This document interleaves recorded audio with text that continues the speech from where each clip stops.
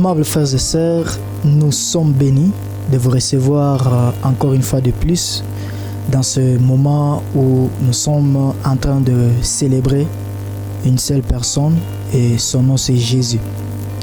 Aujourd'hui nous venons avec un nouveau numéro, avec un nouveau sujet où nous voulons partager avec vous toujours concernant l'évangile pur de la grâce.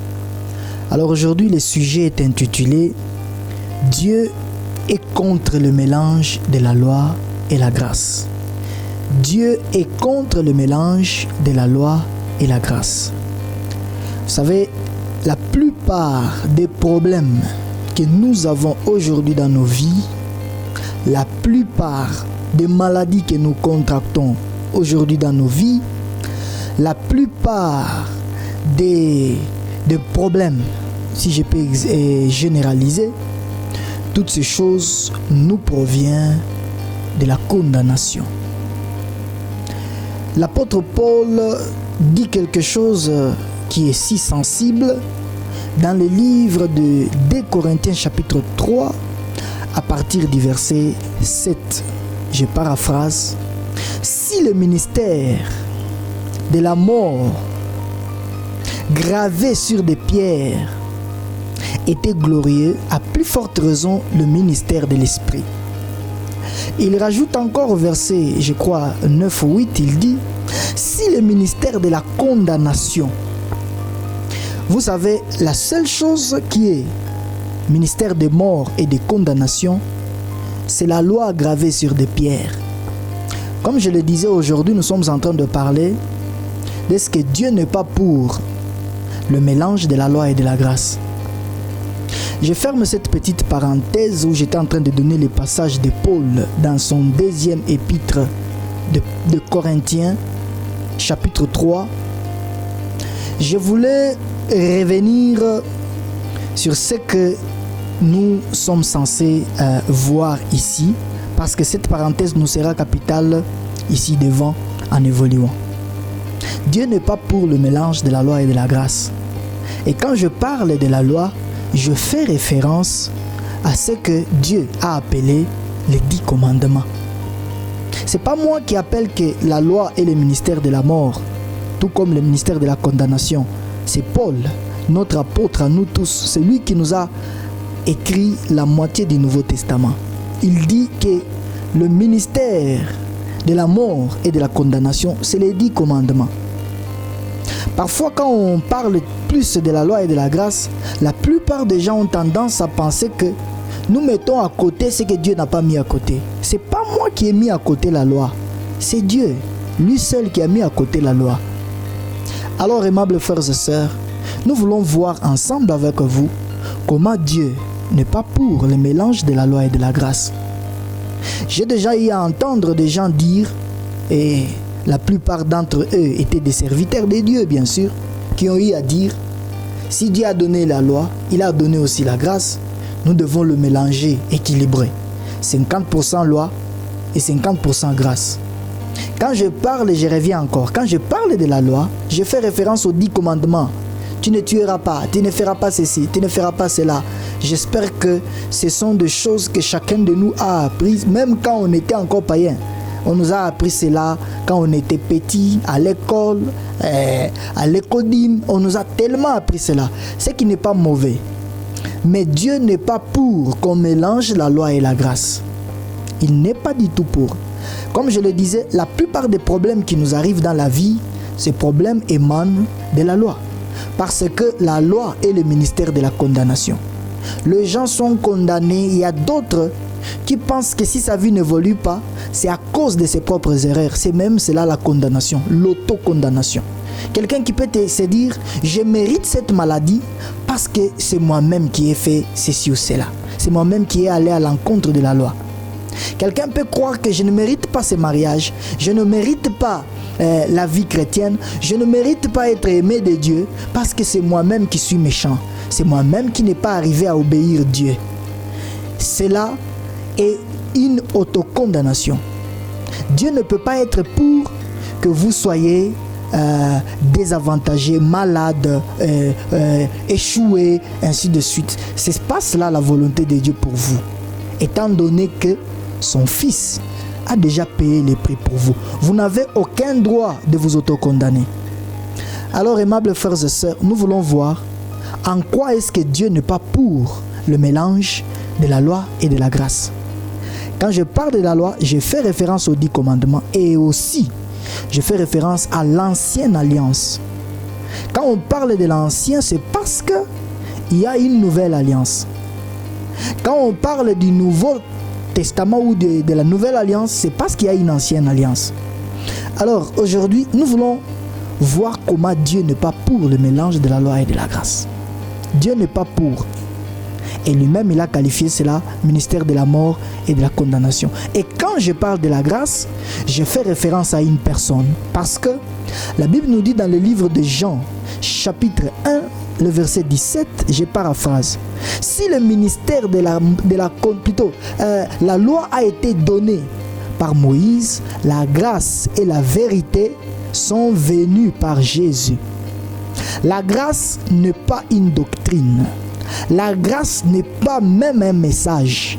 La grâce est une personne. Qui parle de la grâce, parle de la personne et de son œuvre achevée à la croix, Jésus-Christ. La Bible dit que la loi a été donnée par Moïse, la grâce et la vérité sont venues par Jésus. C'est une chose de recevoir la loi, mais ça n'est une autre de venir avec la grâce et la vérité. Ici, je voulais ouvrir une parenthèse. La Bible dit que la grâce et la vérité sont venues avec Jésus. La Bible ne dit pas que la loi et la vérité ont été données à Moïse. C'est-à-dire, la loi n'est pas la vérité, mais la vérité est attachée et collée à la grâce. Celui qui parle de la loi, qui demande aux gens d'être trop centralisés ou centrés sur la loi, il ne prêche pas la vérité. Par contre, celui qui parle de la grâce prêche la vérité. Jésus a dit, vous connaîtrez la vérité et la vérité vous affranchira. Cette vérité, c'est la grâce. Et cette vérité, c'est la personne de Jésus-Christ. Plus vous écoutez tout ce que Jésus est pour vous, ce qu'il a accompli en mourant à la croix, pour vous, en ressuscitant avec vous, en montant avec vous au ciel et en revenant sur la terre, quand vous écoutez toutes ces choses, vous écoutez la grâce et vous écoutez la vérité. C'est cela la vérité. Alors, je suis en train de parler de la loi et de la grâce, de ce que Dieu n'est pas pour le mélange. Jésus a dit dans le livre de Matthieu, il dit, vous ne pouvez pas mettre du vin nouveau dans de vieilles outres. Vous allez perdre et les vieilles outres et le vin nouveau. Pourquoi? Parce que quand le vin nouveau fermente, à cause de la fragilité des vases, les vases vont se casser. Et vous allez perdre et les vases, et vous allez perdre et le vin. J'aime bien, Jésus a spécifié, il dit, vin nouveau. Vous ne pouvez pas mettre le vin nouveau dans de vieilles outres. À quoi Jésus-Christ était-il en train de faire référence? C'est la loi qui est l'ancienne ou c'est la loi qui représente le vieil outre. Et c'est la grâce qui représente le vin nouveau. Il dit, vous ne pouvez pas mélanger la grâce et la loi. Vous allez perdre la gloire des deux. La Bible dit dans le livre de 1 Corinthiens, plutôt 2 Corinthiens chapitre 3, comme je l'ai paraphrasé, la Bible dit que la loi a été, si le ministère de la condamnation, voilà j'y arrive, a été glorieux, c'est-à-dire dans la loi il y a la gloire. Vous ne pouvez pas dire que quand on prêche la loi, il n'y a pas la gloire, il y a une gloire. Mais cette gloire n'est pas une gloire capable de sauver, ce n'est pas une gloire capable de transformer éternellement, et ce n'est pas aussi une gloire qui est supérieure à la gloire de la grâce. Il a dit, à plus forte raison, le ministère de l'Esprit sera plus glorieux que le ministère de la mort. Le ministère de l'Esprit, c'est la grâce. Le ministère de l'Esprit, c'est la grâce. Dieu est contre le mélange de la loi et de la grâce. Parce que quand vous mélangez la loi et la grâce, vous perdez la gloire de Dieu. Dieu veut que vous puissiez bénéficier dans votre vie soit la gloire de la loi seule et ainsi aussi la gloire de la grâce seule. Soit vous êtes sous la loi tout comme sous la grâce. Vous ne pouvez pas être sous les deux alliances au même moment. Vous perdrez la gloire de deux. Voilà pourquoi il y a des gens qui sont tellement malades. Ils sont toujours désavantagés dans la vie. Ils sont toujours... ils mènent toujours une vie à problème. Ils prient, c'est comme s'ils ne prient pas. Ils sont à l'église, c'est comme s'il n'y a rien qui se passe. Le problème, c'est quoi? C'est que vous mélangez les alliances. Mélanger les alliances, c'est-à-dire un peu de grâce et un peu de loi. C'est-à-dire, aujourd'hui, Dieu est content de moi parce que je l'ai obéi. Demain, Dieu est content de moi parce que j'ai cru en Christ. Aujourd'hui, Dieu est fier de moi parce que j'ai obtempéré à ses ordres. Demain, Dieu est content de moi parce que je me suis caché dans ce que Christ a fait. Ou j'ai reçu, je me suis présenté à lui grâce à ce que Christ a fait. C'est ça le mélange de la loi et de la grâce. Aujourd'hui, vous pensez que vous méritez le bien de Dieu, vous méritez la faveur de Dieu, vous méritez les bénédictions de Dieu parce que vous avez obéi, vous avez fait quelque chose, parce que vous vous êtes sacrifié, parce que vous avez prié, parce que vous vous êtes donné une discipline. Et demain, vous recevez chose chose parce que Jésus-Christ est tout celui qui vous a donner l'accès. Jésus-Christ, je crois que parce que Jésus est mort à la croix, je suis béni, je suis sauvé. Je crois que parce que Jésus est mort, je n'ai rien à faire. Tout ce qu'il a fait me suffit. C'est ça le mélange de la loi et de la grâce. Aujourd'hui, vous vous pointez auprès de Dieu comme quelqu'un qui est fier d'être dans la présence de Dieu parce que vous avez obéi quelque part, vous avez fait quelque chose de bien. Je ne suis pas contre l'obéissance. Il y a une obéissance qui surpasse notre obéissance, c'est celle que Jésus-Christ a obéi pour nous. J'aimerais que vous puissiez ne pas me comprendre autrement. L'objectif de la grâce, c'est de vous pointer sur l'œuvre de Jésus-Christ. Vous pointer sur la valeur de ce que Jésus-Christ a réalisé pour vous. Pas sur ce que vous devez obéir ou sur ce que vous devez faire. Cela ne veut pas dire que vous ne devez pas, d'une manière ou d'une autre, dans votre vie, suivre les voies de Dieu. C'est important. Mais vous devez suivre les voies de Dieu en vous basant sur le sacrifice le plus puissant qui est le sacrifice de Jésus. Vous pointez auprès de Dieu en entrant dans ce que Christ a fait pour vous. C'est ce qui est capital et c'est ce qui vous présente devant Dieu d'une manière gracieuse. Alors, comme je le disais, le mélange de la loi et de la grâce, Dieu n'est pas pour. Vous pouvez mener votre vie chrétienne, vous ne vivez pas la gloire de Dieu parce que vous mélangez les deux alliances. Vous perdez la gloire de deux alliances, c'est lorsque vous les mettez ensemble. Jésus a dit, je ne suis pas venu pour abolir la loi, mais pour l'accomplir.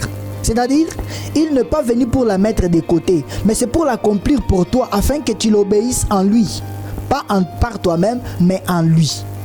J'aimerais que vous puissiez bien comprendre ces faits parce que c'est tellement important.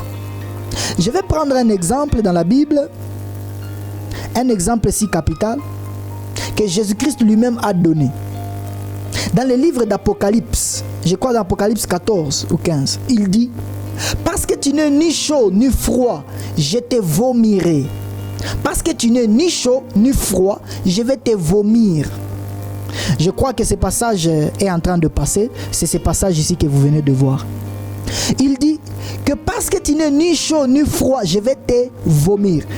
Il y a plusieurs enseignements qui ont circulé là-dessus où on nous a dit que être ni chaud ni froid, c'est être un peu zélé et ne pas être zélé. Non, la Bible ne dit pas être chaud ni froid, c'est être zélé. Il n'y a pas question du zèle là-bas. C'est question de la loi. La loi est seule qui vous rend plus chaude. Plutôt, Jésus n'a pas parlé en termes d'est-ce que tu es chaud et froid. Il a dit parce que tu n'es ni chaud ni froid. C'est ce qu'il a dit. Comme je venais de rectifier, Il dit, parce que tu n'es ni chaud ni froid, je vais te vomir. C'est-à-dire, tu n'es ni chaud ni froid. C'est-à-dire, tu n'es ni sous la loi ni sous la grâce. Voilà pourquoi il va te vomir. C'est-à-dire, tu mélanges les deux. Il veut que tu sois soit sous la grâce, soit sous la loi. Alors, aimables frères et sœurs, nous sommes en train de chuter. L'importance des choses que Dieu veut que tu saisisses dans ce moment, c'est qu'il ne veut pas que tu mélanges la loi et la grâce. Je vais te donner le problème avec la loi et lequel. Le problème avec la loi est celui-ci. Jacques 2, 10 dit ceci. Si tu obéis à 9 lois, mais tu tombes en une seule loi, ou tu n'arrives pas à obéir une seule loi, l'unique désobéissance ou l'unique loi que tu n'as pas obéi pèse que le 9 que tu as obéi. C'est-à-dire, je n'ai pas triché, je n'ai pas commis l'impudicité, je n'ai pas volé, je n'ai pas été adultère, je n'ai pas calomnié, je n'ai pas fait ceci ou cela. Mais quand même, j'ai mangé en excès, j'ai mangé par excès. C'est aussi un péché. C'est-à-dire, tout le bien que je viens de faire ne pèse pas que le mal que je viens de faire. C'est ça l'exigence de la loi. Tu ne peux pas dire que tu as obéi à la loi. Il n'y a pas de balance avec la loi. Non, j'ai fait beaucoup de bien pèse que le mal. Non, le mal dans la balance de la loi pèse que la loi. Le mal pèse que le bien. Mais quant à ce qui concerne la grâce, ce n'est pas du tout le cas. Car à ce qui concerne la grâce, un seul bien pèse plus que le mal. Et ce bien, c'est ce que Jésus-Christ a réalisé pour toi. Ça pèse que tes mal. Ça pèse que tes défauts. Ça pèse que tes péchés. Ça pèse que tout. Ta foi en ce que Jésus-Christ a fait pèse. C'est ça le problème avec la grâce et la loi. Alors tu ne peux pas croire que tu es juste ou tu es aimé de Dieu. Tu mérites les bénédictions de Dieu parce que toi tu as fait quelque chose de bien. Ça doit être sous la grâce. Ça doit être par ta foi en ce que Jésus-Christ a fait. Point barre. Rien de ce que tu fais, mais tout ce qui compte, c'est ce que Christ, c'est ta foi en ce que Christ a fait pour toi. C'est ça le problème ou l'avantage avec la grâce. Je voulais conclure. Je vais étudier avec toi deux églises dans le livre des Galates et dans le livre des Corinthiens. Les deux églises sont l'église des Galates et l'église de Corinthe. Dans l'église des Galates, où Paul a été tellement haut, et non seulement qu'il était haut, il était aussi fâché, il dit ceci, dans Galates chapitre 3. Je vais d'abord commencer par le verset 1. La Bible dit ce qui suit. Ô Galates dépourvus de sens, qui vous a fasciné, vous osiez, de qui Jésus-Christ a été peint comme crucifié. Le verset 2 dit ceci. Voici seulement ce que je veux apprendre de vous. Est-ce par les œuvres de la loi que vous avez été reçus, que vous avez reçu l'Esprit, ou par la prédication de la foi? Le verset 3 dit ceci. Êtes-vous tellement dépourvus de sens? Après avoir commencé par l'Esprit, voulez-vous maintenant finir par la chair? Après avoir commencé par l'Esprit, c'est croire en la grâce. Parce que le ministère de l'Esprit, c'est la grâce. Il dit, vous qui avez commencé par l'Esprit, voulez-vous finir par la chair? Quant à ce qui concerne la chair, c'est la loi. Parce que la loi ne s'applique que sur ta chair. La loi n'a de rigueur que sur ta chair. C'est ça le problème avec la loi. Alors il dit, vous qui avez commencé par l'Esprit, c'est-à-dire par la grâce, vous avez cru par la grâce, vous êtes enfant de Dieu par la grâce, Dieu a opéré des miracles au milieu de vous par l'Esprit de la grâce, Dieu vous a donné des bénédictions par la grâce, mais vous voulez terminer par la loi. Vous voulez penser que vous devez faire quelque chose afin de mériter tous ces biens. Vous devez faire quelque chose afin de vous maintenir dans la grâce. Mais l'unique chose que vous devez faire, ça devrait être la foi en ce que Jésus-Christ a fait. Est-ce que vous comprenez? Paul était tellement rigoureux avec l'église des Galates. Observez bien, étudiez le livre des Galates, vous comprendrez. Au chapitre 1, l'apôtre Paul dit, même s'il y avait un ange qui pouvait descendre pour vous dire le contraire de la grâce que je vous ai enseigné, que cet ange soit maudit. Ne l'écoutez pas. C'était un grand problème qui était avec l'église des Galates, c'était quoi? Il y a eu des juifs qui ont cru au Seigneur par la grâce, bien sûr. Mais après, ils ont voulu diriger les gens dans la loi. C'est-à-dire que les gens mélangent, qui est quand même équilibre. Nous avons cru par la grâce, mais nous ne pouvons pas grandir dans la vie spirituelle par la loi, plutôt par la grâce seule. Nous devons mélanger. C'est comme ça qu'il y a des chrétiens, qu'il y a des serviteurs de Dieu, qui ne comprennent absolument pas le problème qui existe entre le mélange de la loi et de la grâce. Ils trouvent du plaisir de mélanger les deux. Dieu est contre. Pourquoi? Parce que mélanger la grâce et la loi, ça fait perdre la gloire de Dieu sur nos vies. Ça ne donne pas la valeur. Ça ne fait pas couler les bénédictions de la grâce de Dieu que Dieu nous a données. L'apôtre Paul, moi je crois bien, je suis de ceux qui croient que l'apôtre Paul est celui qui a écrit le livre des Hébreux. S'il y a d'autres qui ne croient pas, tant pis et tant mieux. Mais quant à moi, je crois que Paul est celui qui a écrit le livre, même si on ne le dit pas. Mais moi je crois. L'apôtre Paul qui a écrit le livre des Hébreux, selon moi, il dit ceci, dans son 8e chapitre ou 10e chapitre, il dit ceci. Si le ministère ou si la loi était glorieuse, si l'ancienne alliance était glorieuse, si l'ancienne alliance était correcte, pourquoi donc Dieu donnerait-il une nouvelle alliance? Et s'il a donné la nouvelle alliance, c'est que la nouvelle alliance, elle est plus forte, elle est plus puissante, elle est plus importante que l'ancienne alliance de la loi. Alors, frères et sœurs, Dieu, plutôt l'apôtre Paul était en colère. Il était tellement rigoureux avec l'église de Corinthe. Mais regardez, observez dans cette église, il n'y avait absolument pas d'impudiques. Il n'y avait pas de gens qui étaient ivrognes. Il n'y avait pas de gens qui commettaient des vols. Il n'y en avait pas. C'était des gens corrects dans cette église de Galates. Jamais on a parlé qu'il y a eu un vol, une impudicité, un problème lié au caractère, lié au comportement, à la mentalité dans l'église de Galates. Mais c'est là que Paul était tellement rigoureux. Il les qualifie, il les taxe de toutes les couleurs. Il les taxe qui les rend sorcelés. Et au point où il arrive même à ce point de dire qui vous a ensorcelé.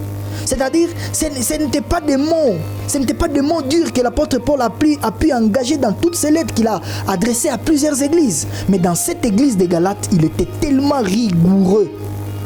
Pourquoi? Le problème était que les gens de Galates mélangeaient la loi et la grâce. Pourquoi? Parce que quand vous mélangez la loi et la grâce, vous perdez la gloire du Fils de Dieu. Vous perdez dans votre vie la manifestation de la grâce de Dieu, la manifestation de l'Esprit de Dieu. Mais regardez dans l'église de Corinthe, je suis en train de terminer par cet exemple ou par cet aperçu. Regardez dans l'église de Corinthe, dans son chapitre 1, je vais lire ce passage, c'est tellement important. Dans son chapitre 1, l'apôtre Paul dit ceci. Le verset 9, il dit ceci. Dieu est fidèle, lui qui vous a appelé à la communion de son Fils, Jésus-Christ. 1 Corinthiens chapitre 1, le verset 9. Regardez le verset 7 maintenant et le verset 8. Il dit ceci. De sorte qu'il ne vous manque aucun don dans l'attente où vous êtes de la manifestation de notre Seigneur Jésus. Le verset 8. Il vous affermira aussi jusqu'à la fin pour que vous soyez irréprochables au jour de notre Seigneur Jésus-Christ. Étudiez l'église de Corinthe. C'est dans cette église où il y avait des impudiques. Il y avait des gens qui couchaient avec, excusez-moi le terme, mais c'est ce que la Bible dit. Ils couchaient avec la femme de son père, c'est-à-dire sa marâtre. Il y avait des gens qui couchaient au temple. Il y avait des gens qui se poursuivaient en justice les uns envers les autres, mais des chrétiens. Il y avait des gens qui venaient se rassasier au temple. Il y avait toutes sortes d'immoralités dans cette église. Mais jamais l'apôtre Paul n'a haussé de ton. Il n'a pas qualifié cette église d'être ensorcelée. Il n'a pas été dur de langage envers cette église de Corinthe, quand bien même que c'est là qu'il y avait une mauvaise mentalité.